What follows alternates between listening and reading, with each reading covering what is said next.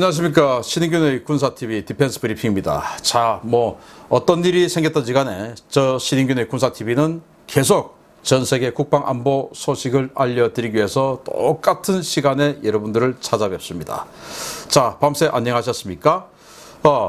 지금 우크라이나에서 공군력이 지금 거의 사실은 우크라이나 공군력이 거의 괴멸되다시피 하니까 그 우크라이나 공군력을 도와주기 위해서 여러 방안들이 나왔죠. 유럽의 동구권의 미그 29를 갖다 주자 이런 나왔는데 이게 엎치락뒤치락 하다가 결국에는 폴란드가 그래 우리 줄게 다 줄게 라고 했는데 미국이 정말 놀랍게도 폴란드의 뒤통수를 거하게 때려버렸습니다. 도대체 미국이 원하는 건 뭘까요?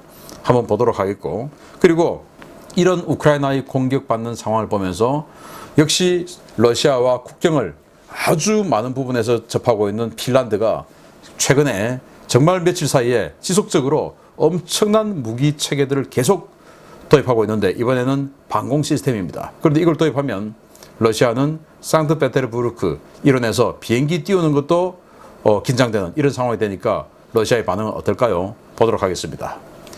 최근 F-35A와 GMLRS 도입을 발표하며 러시아의 심기를 건드리고 있는 핀란드가 이번에는 이스라엘에서 고성능 방공 시스템을 도입한다고 발표했습니다. 우크라이나 사태를 계기로 동유럽의 군비 증강 도미노가 점점 더 확대되고 있습니다. 핀란드가 이스라엘의 고성능 방공 시스템 도입을 결정했으며 IAI와 라파엘 두 개 업체를 후보로 놓고 여러 모델을 검토 중이라고 이스라엘 일간지 하레츠가 현지 시각 3월 8일 보도했습니다. 하레츠는 핀란드가 장거리 고고도 방공 능력 확보를 위해서 신형 방공 시스템 도입을 추진하고 있으며 독일의 딜 디펜스, 노르웨이의 콩스버그, 영국의 MBDA와 이스라엘의 IAI 그리고 라파엘 등을 비교 검토한 결과 이스라엘 두 개 업체를 협상 대상으로 지정하고 세부 협상에 들어갔다고 밝혔습니다. 핀란드는 지대공 미사일 시스템으로 암람 공대공 미사일의 지대공 버전인 나셈스 시스템을 운용 중인데요. 이 미사일은 최대 사거리가 30km 수준에 불과해서 최근 급증하는 러시아의 공중 위협에 효과적으로 대응하지 못한다는 지적을 받아왔습니다. 핀란드가 도입을 추진 중인 방공 시스템은 IAI의 MRSAM과 라파엘의 스파이더 시스템입니다. MRSAM은 함대공 미사일인 바락 에이스의 지상형으로 ELM-2084 레이더와 연동해서 최대 150km의 사거리와 16km의 요격 고도를 갖고 있으며 우수한 다목표 동시 교전 능력을 보유하고 있습니다. 라파엘의 스파이더 시스템은 역시 ELM-2084 레이더와 연동되는 미사일 시스템으로 사거리 20km급의 파이슨5 기반 단거리 요격 미사일 또는 사거리 50km급의 더비 기반 중거리 요격 미사일을 함께 운용할 수 있습니다. 핀란드가 MRSAM급 방공 시스템을 도입할 경우에 상트페테르부르크로 이어지는 핀란드만 전역은 물론 상트페테르부르크 북부 일부까지 방공권에 둘 수 있는데요.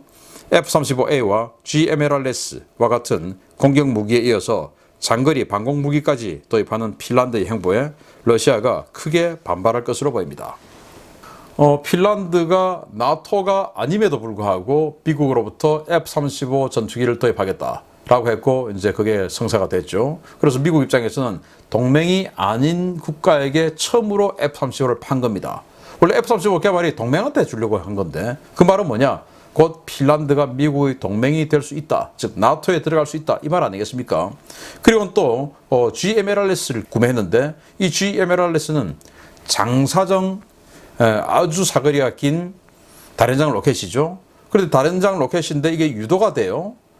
그렇게 해서 해상에 있는 군함을 파괴할 수 있습니다. 그러면 상트페테르부르크에 발트 함대가 들락거리는데 이 상트페테르부르크라고 하는 러시아 최대의 항구를 봉쇄할 수 있는 타격 무기가 되고 F-35는 그 타격 무기를 공격하러 들어오는 러시아의 이 공격 자산들을 요격하는 이런 엄청난 무서운 스텔스 요격기가 될 수 있는 것이죠. 여기다가 또 다시 지금 이렇게 150km 거리의 MRSAM 이걸 도입을 하게 된다면 러시아는 완전히 전투기를 가지고 핀란드의 어떤 그 전략기지를 타격하러 들어가는 것이 포기해야 되는 이런 상황이 아니냐. 물론 이스칸데르 같은 탄도미사일 쏘고 이걸 제거하고 나서 들어갈 수는 있지만 아무튼 그런 상황이 아니냐. 라고 되는 것이고, 그래서 지도를 보면 이 상트페테르부르크가 있고, 여기 핀란드에 이 미사일을 배치를 하면 그냥 상트페테르부르크가 완전히 그냥 사정권에 들어와 버려요. 그래서 러시아 입장에서는 이 지역에서 작전하기가 상당히 부담스러워진다. 그러면 러시아와 핀란드는 이런 식으로 뭐 아주 긴 영토의 국경선을 마주하고 있는데 러시아가 과연 가만히 있을 것이냐. 그래서 지금은 이 에스토니아, 라트비아, 리투아니아 이 세 나라가 나토로서 러시아와 국경을 마주하고 있는데, 뭐 리투아니아는 이제 따로 뒤에 칼리닝그라드하고 같이 있지만, 어쨌든 이렇게 세 나라가 러시아와 국경을 하고 있는데, 여기다가 더해서 또 나토 중에서 핀란드가 아주 긴 영역에서 러시아와 국경을 마주하게 되면, 이 아랫부분에 우크라이나를 나토로 집어넣지 않기 위해서 전쟁을 일으킨 이 러시아가 또 이걸 보고 또 어떻게 반응을 할지, 또 여기다가 또 뭐 타격하기 위한 익스칸데르 더 배치하면 또 에스토니아, 라트비아, 리투아니아는 또 폴란드는 우리 뜨거라, 우리 또 더 무기 더 사자, 쟤들 익스칸데르 배치했어, 우린 또 더 사자, 이렇게 해서 이 동유럽, 북유럽 지역의 군비 증강, 이 군비 경쟁 도미노가 일어나지 않을까라는 생각이 듭니다. 두 번째입니다. 폴란드 미그 29 전투기를 우크라이나에 이전하는 이슈를 통해 바이든 행정부의 추악한 위선이 드러나고 있습니다. 며칠간의 진실 공방 끝에 폴란드 외무부가 전투기 이전 의사를 발표했는데, 미국이 180도 입장을 바꾸어 확전 가능성을 키운 책임을 폴란드에 뒤집어 씌우고 있습니다. 폴란드 외무부가 폴란드 공군 소유의 미그 29 전투기를 독일 람슈타인 공군기지에 보내서 미국 정부의 처분에 맡길 준비가 되어 있으며, 동시에 폴란드는 미국에게 동등한 능력을 가진 중고 전투기를 제공해달라고 공식 발표했습니다.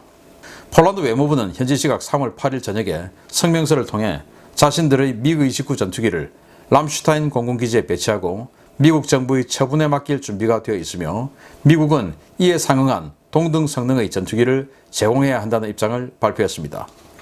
이는 하루 전인 7일 마테우시 모라베스키 총리가 폴란드의 미그 29 우크라이나 지원설은 가짜뉴스이며, 폴란드 정부는 미그 29를 우크라이나에 제공하고 비행장을 지원하는 등 그 어떠한 내용도 검토한 바 없다고 밝힌 지 불과 24시간도 채 되지 않아 나온 것입니다.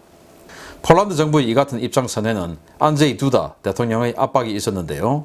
두다 대통령은 책임 총리인 마라비에츠키 총리를 건너뛰고 내각에 미그 29 전투기 이전을 준비하라고 직접 지시했습니다. 황당한 것은 미국 정부의 태도 변화입니다. 미 국방부 존 커비 대변인은 현지 시각 3월 7일 기자들과 만나 전투기 이전 문제에 대한 논의는 초기 단계에 있고 아직은 거래가 완료되지 않았다라며, 얼마나 많은 중고 전투기를 제공해 줄 것인가, 어떻게 수송해 줄 것인가 하는 아직 정해지지 않았다라며 폴란드와 전투기 거래 협상이 진행되고 있다고 밝혔습니다. 그런데 커비 대변인은 하루 만인 8일 말을 바꿔 폴란드의 제안은 설득력이 있지만 매우 위험하며 현재로서는 해당 제안의 실질적인 근거가 없다라며 폴란드의 전투기 제공 제안을 거부했습니다. 백악관 젠 사키 대변인 역시 7일 정례 브리핑에서 바이든 행정부는 F-16을 폴란드에 보내 미그 29와 교환하는 방안에 대해 반대하지 않지만 이것은 쉬운 일이 아니다 라며 군수 지원 같은 문제가 발생할 수 있다 라는 입장을 발표함으로써 전투기 스와프에 대해 미국 정부는 반대하지 않지만 행정적인 또 금전적인 문제가 발생할 수 있다고 발표한 바 있습니다.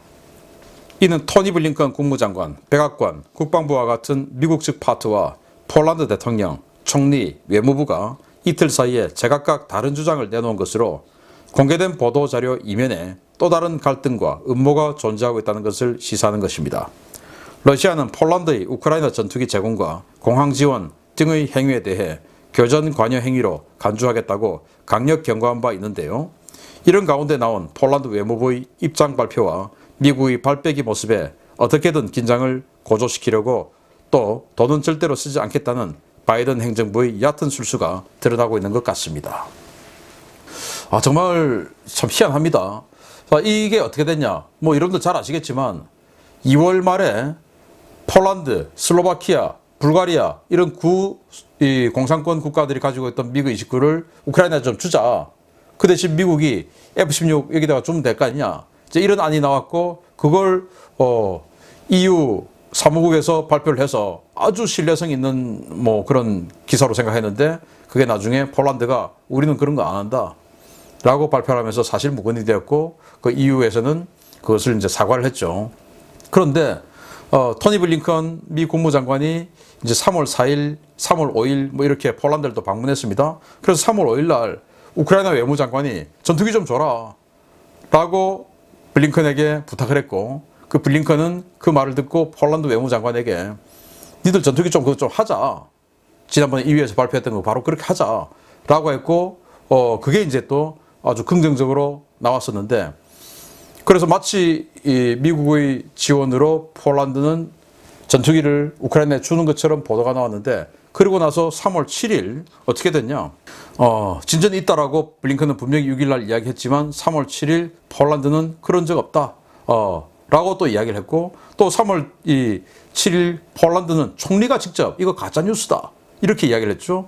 그랬더니 또 3월 7일 날 백악관 젠사키 대변인은 폴란드 전투기 이거 주는 거 반대하지 않는다. 그런데 이제 후속 군수 지원 문제가 조금 있다. 그 말은 업그레이드는 우리 안 해주겠다 그 말이죠. 돈은 안 쓴다 그 말이죠.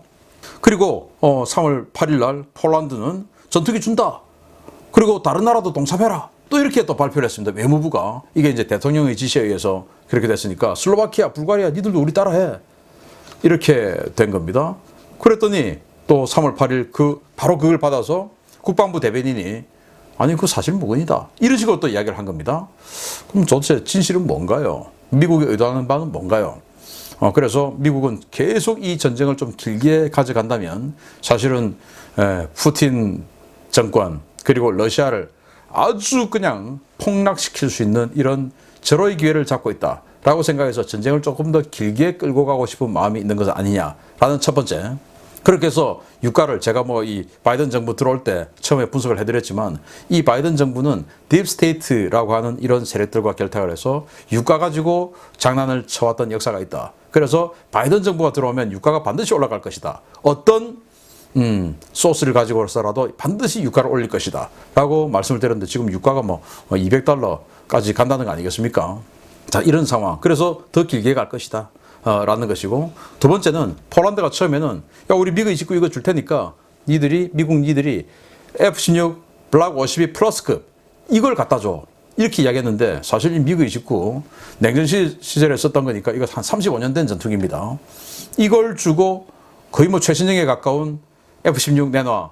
그러니까 이제 미국이 이게 지금 장난치냐? 이제 이렇게 된 거 아니겠습니까? 그래서 야 우리 투싼 그 알마하게 있는 거 주긴 주겠는데 그냥 F-16 블락 32 또는 블락 42 계획한 거 이거 그대로 가져가서 주고 니들 돈 내서 수리하고 그래서 앞으로 좀 더 쓰고 그게 그래도 이거보다 낫지 않느냐? 이거는 우리가 해준다. 이런 게 아닌가 서로 지금 그런 것 같은데 어쨌든 동맹은 동맹입니다. 나토니까 동맹끼리 지금 뒤통수 치고 있는 이 모습 좋은 모습은 아닙니다. 진실은 뭡니까? 어쨌든 우크라이나 빨리 도와주세요. 마치겠습니다. 감사합니다.